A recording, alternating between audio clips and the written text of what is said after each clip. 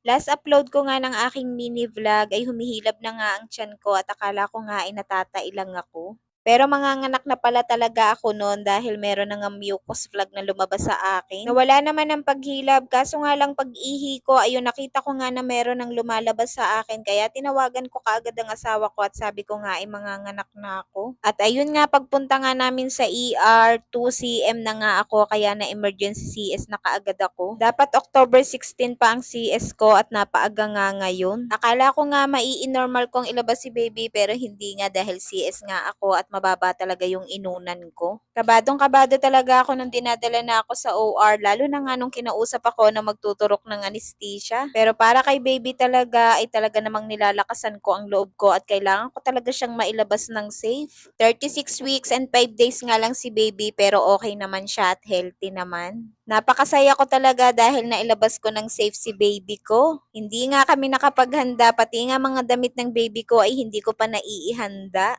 Kaya dali-dali talaga kami pero hindi naman kami natataranta dahil hindi naman ako nagle-labor pa noon. Pagkasalang ko nga sa operating room, nagulat ako dahil maya-maya lang ay tapos na kaagad at nailabas na kaagad si baby.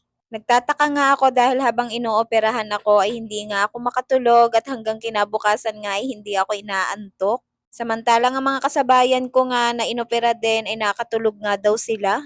Eto nga at pa 2 days na kami sa ospital at nahihirapan pa rin talaga akong bumangon. Pero kailangan ko nga bumangon at kumilos dahil hindi naman pwedeng palagi lang nakahiga. Siyempre, kailangan ko ding umihi at kailangan ko nga ding dumumi. Kaya kahit makirot nga ang sugat ay kailangan talagang gumalaw.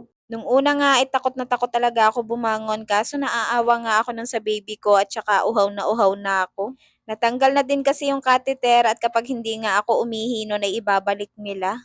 Kaya para makainom na ako ng tubig at makaihi ay bumangon nga ako at pinilit ko talaga. And thank you Lord dahil nakaya ko at sa tulong na rin ng asawa ko. Salamat talaga dahil palaging nandyan ang asawa ko. After 3 days, eto nga at nakauwi na kami at nandito na nga kami sa bahay ng baby ko. Ayan nga at tuwan-tuwa ang mga kapatid niya dahil nakita na nila ang kapatid nila. Buti na lang talaga at hindi maligalig ang baby namin. Iiyak nga lang siya kapag gusto na nga niyang dumodo at kapag may dumi nga ang diapers niya. Nagpa-newborn screening na nga din kami pero kailangan niyang ulitin ang newborn screening niya after 1 month dahil 36 weeks and 5 days nga lang siya. Pero overall okay naman siya at malakas din namang siyang dumudo. Ayan nga at sinusubukan kong tumayo, nakarga nga siya para nga masanay ako kaso nga hindi ko pa talaga kaya. Nabaguhan din kasi ako dahil sa una ko ngang 2 anak ay normal delivery ako at dito nga lang ako na CS. Kaya nagpatulong na nga ako sa kapatid ko at siya na nga ang pinaglagay ko sa crib. At yun lang, salamat sa panonood!